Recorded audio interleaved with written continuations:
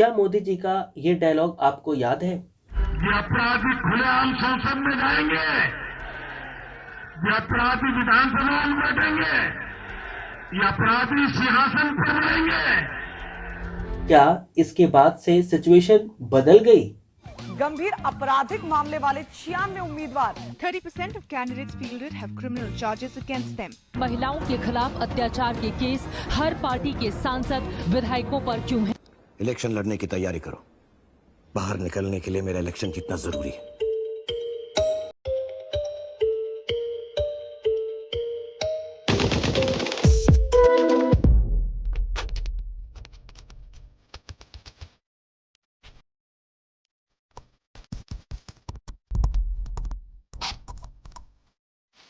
क्या आपको पता है रिसेंटली जो 2024 का लोकसभा इलेक्शन हुआ था उसके अंदर 46% न्यूली इलेक्टेड एमपी के ऊपर क्रिमिनल केसेस दर्ज हैं। उनमें से भी 31% पर्सन ऐसे हैं जिनके ऊपर सीरियस चार्जेस हैं, जैसे कि मर्डर, रेप, किडनैपिंग या फिर क्राइम अगेंस्ट वुमेन। आखिर क्या है इसके पीछे का reason? Criminalisation of politics Bharat में क्यों बढ़ रही है? इस चीज के ऊपर आज हम डिस्कस करेंगे हमारे यूपीएससी सीएपीएफ असिस्टेंट कमांडेंट के पेपर 2 के पॉइंट ऑफ व्यू से। इस टॉपिक के ऊपर आप एक ऐसे एक्सपेक्ट कर सकते हैं। तो अगर आप एक सीरियस एस्पायरेंट हैं देन मुझे पता है कि आप इस वीडियो को स्किप नहीं करेंगे। तो आइए वीडियो को स्टार्ट करते हैं और समझते हैं कि क्या होती है क्रिमिनलाइजेशन ऑफ पॉलिटिक्स। देखो, क्रिमिनलाइजेशन ऑफ पॉलिटिक्स रेफर करती है जहां पर एक ऐसा इंडिविजुअल जिसका क्रिमिनल बैकग्राउंड हो और वो पॉलिटिकल सिस्टम का पार्ट बन जाए, और इसी तरीके के ग्रोविंग प्रेजेंस को हम कहते हैं क्रिमिनलाइजेशन ऑफ पॉलिटिक्स। यहां पर वे पॉलिटिशियन इंक्लूड होते हैं जिनके ऊपर क्रिमिनल केसेस पेंडिंग होते हैं या फिर उनके ऊपर बहुत सारे सीरियस एलिगेशंस प्रूव भी हो चुके होते हैं, लाइक मर्डर, इसके अलावा करप्शन, किडनैपिंग या फिर इंटिमिडेशन। अब ये जो हमारे इंडिविजुअल हैं जो कि पॉलिटिक्स के अंदर आना चाहते हैं, जिनका क्रिमिनल बैकग्राउंड है, वो सिर्फ चुनाव नहीं लड़ते बल्कि वो इलेक्शन जीतते भी हैं एंड जीतने के बाद वो एक पावरफुल पोजीशन को होल्ड भी करते हैं। हालांकि 2024 के लोकसभा इलेक्शन के अंदर ये बात भी हमें पता लगती है कि 46% न्यूली इलेक्टेड एमपी के ऊपर क्रिमिनल केसेस दर्ज हैं, जिनमें से 31% जो है वो सीरियस एलिगेशन को फेस करते हैं। तो कुछ इस तरीके से आप एक अच्छा इंट्रोडक्शन लिख सकते हो अपने एसे के पॉइंट ऑफ व्यू से जब आप बात करते हो क्रिमिनलाइजेशन ऑफ पॉलिटिक्स की। एक बार इंट्रोडक्शन वापस से मैं बता देता हूं ताकि आपको क्लियर हो जाए। तो हम बात कर रहे हैं क्रिमिनलाइजेशन ऑफ पॉलिटिक्स की, जो कि रेफर करता है ग्रोविंग प्रेजेंस ऑफ इंडिविजुअल जिसका क्रिमिनल बैकग्राउंड हो और वो पॉलिटिक्स के अंदर पार्टिसिपेट कर रहा हो। यहां पर हमें उन पॉलिटिशियंस के बारे में पता लगता है जिनके ऊपर क्रिमिनल केसेस पेंडिंग है या फिर वे बहुत सारे अदर सीरियस ऑफेंसेस के क्या है शिकार भी हैं, जैसे कि मर्डर होगा, करप्शन होगा, किडनैपिंग हो गई या फिर इंटिमिडेशन हो गया।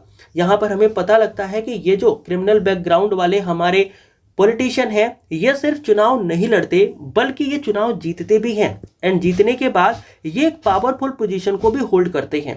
2024 के लोकसभा इलेक्शन ये दिखाता है कि 46% जो हमारे न्यूली इलेक्टेड एमपी हैं उनके ऊपर क्रिमिनल केसेस दर्ज हैं। इनमें से भी 31% तो पर्सन ऐसे हैं जिनके ऊपर serious allegations like murder, rape, kidnapping and crime against women जैसी चीजें रजिस्टर्ड हैं। तो अब बात यहां पर यह आती है कि क्या रीजन है जिसकी वजह से क्रिमिनलाइजेशन ऑफ पॉलिटिक्स भारत के अंदर एक बहुत बड़ी समस्या बनती चली जा रही है। देखो, जब हम बात करते हैं रीजन की तो हमें पता लगता है इसके पीछे का रीजन यानी कि कारण। अब कारण में सबसे पहला जो रीजन हमारे पास आता है वो होता है nexus between the crime and politics. देखो, क्राइम एंड पॉलिटिक्स के बीच का जो नेक्सस है ना, ये बड़ा ही डेंजरस रीजन है जिसकी वजह से क्रिमिनलाइजेशन ऑफ पॉलिटिक्स हमें देखने को मिलता है। आप सभी को पता है कि अगर कोई क्रिमिनल है और वो पॉलिटिक्स के अंदर पार्टिसिपेट करता है, पॉलिटिक्स में आ जाता है, तो उसको बहुत सारी जो और भी ज्यादा प्रोसिक्यूशंस होती हैं उनसे उनको प्रोटेक्शन मिल जाता है। फॉर एग्जांपल, अगर मान लो आप एक एमपी हो, एमएलए हो, तो आपके ऊपर किसी भी तरीके का चार्ज है, मतलब केस लगा हुआ है, और आप अगर एमपी एमएलए बन जाते हो तो कहीं ना कहीं आप उन चार्जेस से बच जाते हो। तो इस तरीके के जो पॉलिटिकल पावर्स है ना, जो ये ऑफर करते हैं प्रोटेक्शन फ्रॉम द प्रोसिक्यूशन, ये इनकरेज करते हैं क्रिमिनल्स को कि वो क्या करें, पॉलिटिक्स के अंदर एंटर कर जाए। और जब वो पॉलिटिक्स के अंदर एंटर करते हैं तो इससे पार्टी को भी बेनिफिट होता है क्योंकि पार्टी उनके मसल का, उनके रिसोर्सेज का अपने फायदे के लिए यूज करती है। एंड ये जो पर्सन है जिनकी क्राइम हिस्ट्री है, क्राइम बैकग्राउंड है, ये भी पार्टी की मदद से अपने छवि को साफ कर लेते हैं और अपने आप को क्राइम करते हुए भी क्या करते हैं, फ्री रखते हैं। तो इस तरीके का नेक्सस जो है क्राइम और पॉलिटिक्स का, ये एक बड़ा रीजन है जिसकी वजह से पॉलिटिक्स में क्रिमिनलाइजेशन जो है वो बढ़ती जा रही है। फिर हमारे पास आता है सोशियो इकोनॉमिक फैक्टर। अब ये सोशियो इकोनॉमिक फैक्टर किस तरीके से हेल्प करता है जो हमारा पॉलिटिक्स के अंदर क्रिमिनलाइजेशन है उसके अंदर। देखो, भारत के अंदर बहुत सारे एरिया ऐसे हैं जहां पर बहुत ज्यादा गरीबी है, लो लिटरेसी है और वीक गवर्नेंस है। वहां पर जो वोटर होता है ना, वो अक्सर क्या करता है, जो वहां के स्ट्रॉन्ग मैन होते हैं, जो बाहुबली टाइप के लोग होते हैं, उनको वो फेवर करता है। फेवर क्यों करता है? क्योंकि वे लोग प्रॉमिस करते हैं कि वे जब इलेक्शन जीतेंगे तो वो जल्दी से बेनिफिट प्रोवाइड कर सकते हैं और उनको सिक्योरिटी भी प्रोवाइड कर सकते हैं। तो पर्सन क्या होता है, जो वहां पे वोटर होता है, regardless of their criminal history, वो उनको क्या करता है, वोट कर देता है और इस वोट की वजह से वो इलेक्शन को जीत जाते हैं एंड वो पॉलिटिक्स के अंदर पार्टिसिपेट भी करने लगते हैं। तो इससे हमें क्या पता लगता है कि जो हमारा पहला रीजन है जिसके वजह से क्रिमिनलाइजेशन ऑफ पॉलिटिक्स देखने को मिलता है वो है nexus between the crime and politics.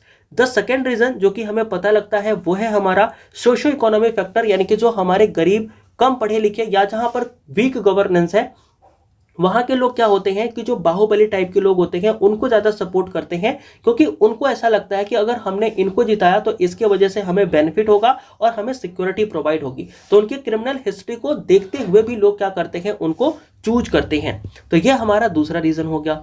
फिर हमारा तीसरा रीजन होता है weak legal and political system. और weak legal and political system में हमें क्या पता लगता है कि जो भारत की जुडिशियल प्रोसेस है ना, वो काफी ज्यादा स्लो है। यहाँ पर जो अक्यूज्ड इंडिविजुअल है ना, ये क्या करते हैं, इस स्लो जुडिशियल प्रोसेस का फायदा उठाते हैं और वो कई सालों तक लगातार चुनाव लड़ते रहते हैं। पॉलिटिकल पार्टी क्या करती है, इनका प्रायोरिटाइज करती है इलेक्टोरल विनेबिलिटी के हिसाब से। मतलब कि जो हमारे पॉलिटिकल पार्टी है वो ये नहीं देखते कि कौन सा पर्सन इंटीग्रिटी वाला है, कौन सा पर्सन ऐसा है जो ऑनेस्ट है। वो ये देखते हैं कि किस पर्सन के जीतने के चांसेस ज्यादा है।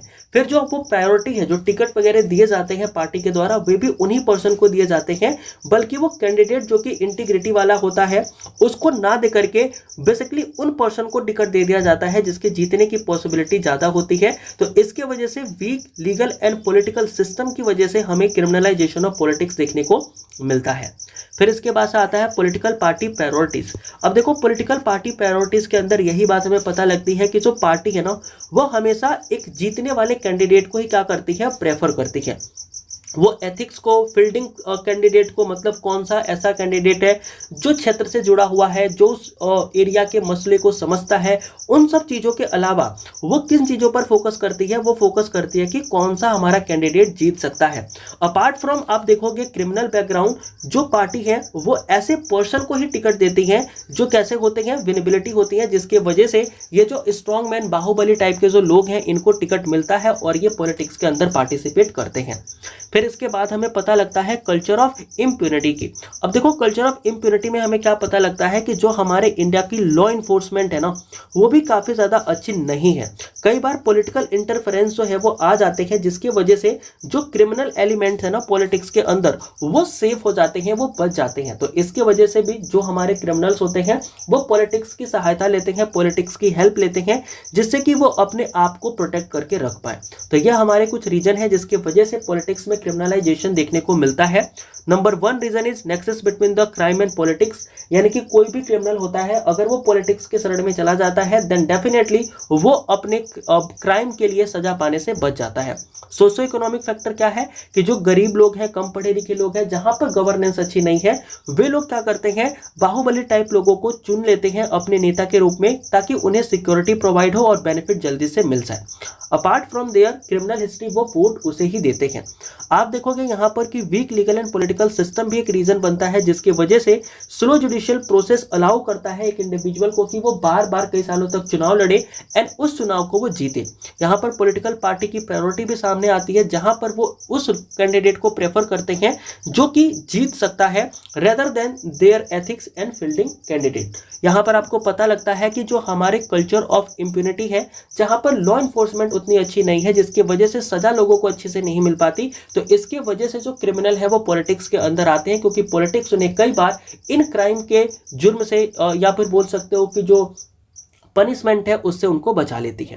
अब देखो, अगर मान लो क्रिमिनलाइजेशन ऑफ पॉलिटिक्स हो रहा है, जो हमारे क्रिमिनल्स हैं वो पॉलिटिक्स के अंदर आएंगे, तो इससे इंपैक्ट क्या पड़ेगा, इसके कॉन्सिक्वेंसेस क्या होंगे। तो इंपैक्ट या consequences of criminalisation of politics की अगर हम बात करें तो सबसे पहला हमारा जो इंपैक्ट है वो होगा इरोजन ऑफ पब्लिक ट्रस्ट, यानी कि जो सिटीजन्स हैं, जो लोग हैं, उनको सरकार के ऊपर, गवर्नेंस के ऊपर जो कॉन्फिडेंस है ना वो नहीं होगा, यानी कि सिटीजन लूज कर देंगे कॉन्फिडेंस इन द गवर्नेंस, जिसकी वजह से वोटर की अपैथी देखने को मिलेगी और आने वाले चुनाव के अंदर जो वोटर है वो अपने वोट को कास्ट नहीं करेंगे। ठीक है, तो इससे हमारी डेमोक्रेसी को भी खतरा हो सकता है। तो ये पहला हमारा कॉन्सिक्वेंसेस यहां पर नजर आता है। दूसरा जो प्रभाव है वो है misuse of power. Misuse of power कैसे है, देखो कई बार जो क्रिमिनल पॉलिटिशियन है ना वो पब्लिक रिसोर्सेज को डाइवर्ट कर देते हैं अपने पर्सनल और पार्टी के गेन के लिए, क्योंकि उनका क्रिमिनल बैकग्राउंड है, वो जनता के लिए सोचते नहीं है। तो वो जो पब्लिक रिसोर्सेज है जिनका यूज पब्लिक के लिए होना चाहिए था, इन पब्लिक रिसोर्सेज को वो अपने पर्सनल या फिर पार्टी के गेन के लिए यूज कर सकते हैं, जिससे कि पब्लिक का नुकसान हो सकता है। ये इसके दूसरे कॉन्सिक्वेंसेस हम लिख सकते हैं। फिर हमारा तीसरा आता है करप्शन एंड नेपोटिज्म। देखो, करप्शन एंड नेपोटिज्म में क्या पता लगता है कि जो हमारे बोल सकते हो कि ऐसे पॉलिटिशियन जिनके ऊपर क्रिमिनल चार्जेस हैं, ये क्या कर सकते हैं, ये पैसे के इस्तेमाल करके वोट को खरीद सकते हैं, फेवरिज्म कर सकते हैं या फिर एम्बेजलमेंट कर सकते हैं, यानी कि बोल सकते हो घपला कर सकते हैं, जिसके वजह से ये चुनाव जीते। तो ये सब चीजें होंगी जब हमारे क्रिमिनलाइजेशन ऑफ पॉलिटिक्स हमें देखने को मिलेगा, तो हमें पता लगेगा कि इसमें वोट बाइंग हो सकता है, फेवरिज्म हो सकता है या फिर एम्बेजलमेंट हो सकता है गवर्नेंस के अंदर, जिसके वजह से लोगों को प्रॉब्लम होगी।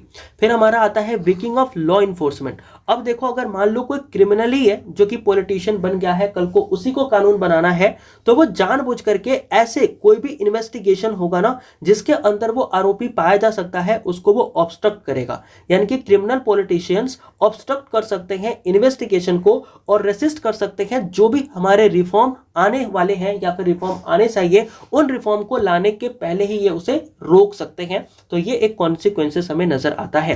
फिर एक और कॉन्सिक्वेंसेस है जो कि होता है क्या, कि डिस्टोरेशन ऑफ डेमोक्रेसी, यानी कि इसकी वजह से क्या होगा कि जो हमारे ये इलेक्शन जो कि फेयर एंड अच्छे तरीके से होने चाहिए, इस इलेक्शन को अगर आप वोट बाइंग करके, फेवरिज्म करके, एम्बेजलमेंट करके आप अगर वोट लेते हो किसी पर्सन का, तो इससे क्या होगा कि जो इलेक्शन है वो इन्फ्लुएंस हो जाएगा by the Mashal, money and intimidation, जिसके वजह से किसी की कैंडिडेट का अपना एक फ्री चॉइस नहीं होगा वोट का, और वो जानबूझ करके भी एक अच्छे कैंडिडेट को सेलेक्ट नहीं कर सकते।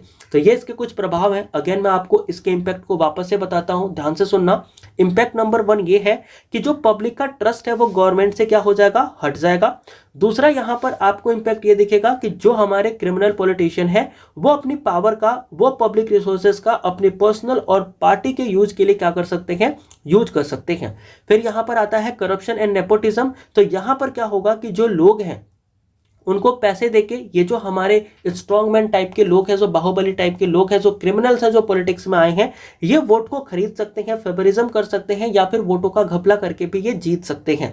फिर आता है कि वीकिंग ऑफ लॉ इन्फोर्समेंट। तो आपको पता लगेगा कि जो क्रिमिनल पॉलिटिशियंस हैं, ये इन्वेस्टिगेशन जब होंगे तो उनको ये ऑब्स्ट्रक्ट करेंगे और कोई भी जो रिफॉर्म लाया जा सकता है सोसाइटी में, उसको ये रोकने का काम भी कर सकते हैं। फिर आता है डिस्टोरेशन ऑफ डेमोक्रेसी। तो इसके वजह से ये जो सारे काम करेंगे, इसके वजह से जो इलेक्शन है वो इन्फ्लुएंस हो जाएगा bye there muscle, money and intimidation, जिसके वजह से कैंडिडेट अपने आप को बोल सकते हो एक फ्री चॉइस के अंदर नहीं रख सकता और वो एक अच्छे कैंडिडेट को चूज नहीं कर सकता। तो ये इसके कुछ इंपैक्ट और कॉन्सिक्वेंसेस है जो कि मैंने आपको बताए।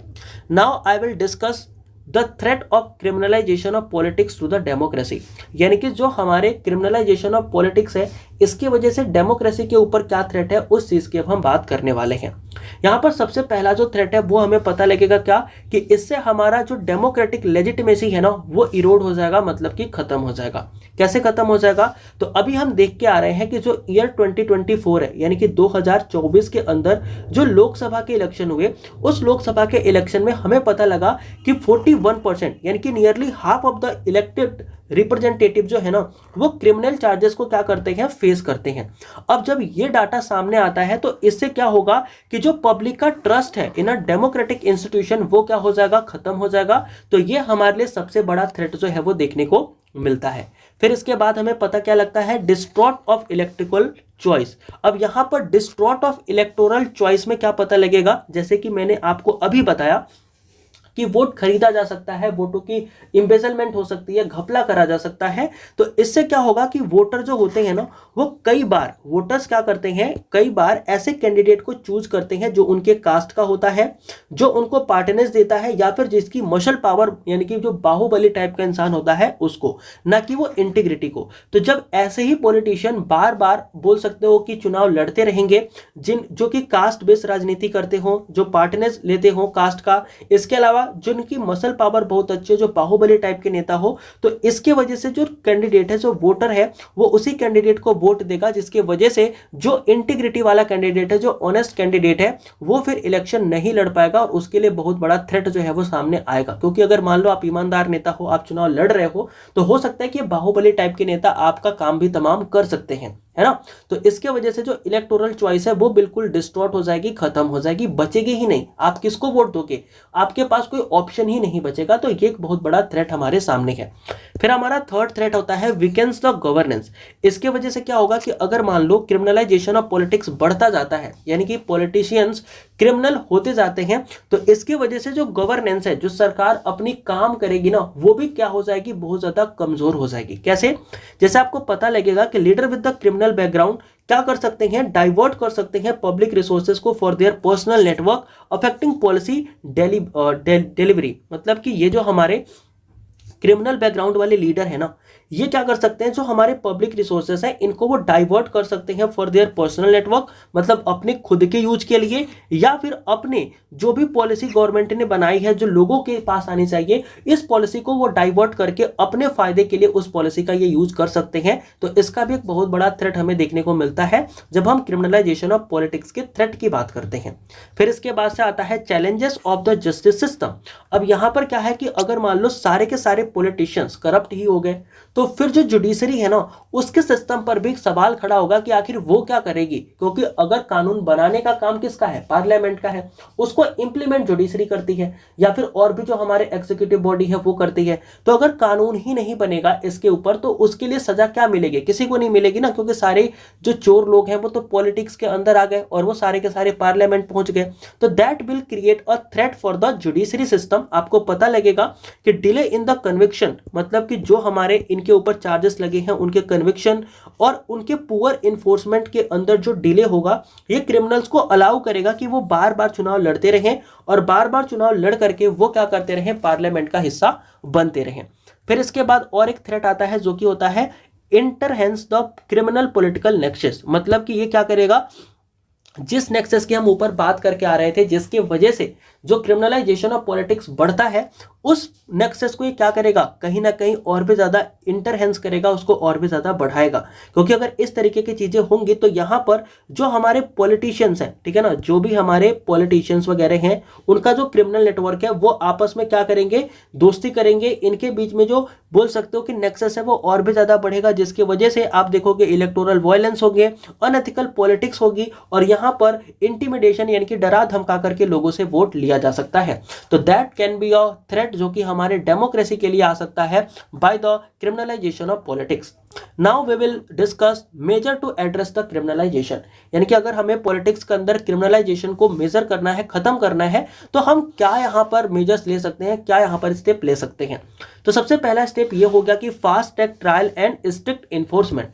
मतलब कि सरकार को क्या करना चाहिए, जुडिशरी को क्या करना चाहिए कि जो स्पेशल कोर्ट्स है ना उनको स्टैब्लिश करना चाहिए। यानी कि स्टैब्लिश करना चाहिए इस स्पेशल कोर्ट को जो कि स्पीडी ट्रायल और उनके डिसीजन को इंश्योर करे। खास करके वैसे पर्सन जो कि इलेक्टेड हुए हैं अभी, जिनके ऊपर क्रिमिनल चार्जेस हैं, उनको जल्दी से जल्दी क्या किया जाए, सुनवाई करी जाए। और अगर कोई पर्सन पाया जाता है उस क्रिमिनल चार्जेस के अंदर दोषी, तो उसका स्ट्रिक्ट डिस्क्वालिफिकेशन भी किया जाए, जिसके वजह से लोगों का डेमोक्रेसी के ऊपर भरोसा बना रहे। तो पहला जो मेजर है क्रिमिनलाइजेशन ऑफ पॉलिटिक्स को रोकने का, वो हम ये ले सकते हैं।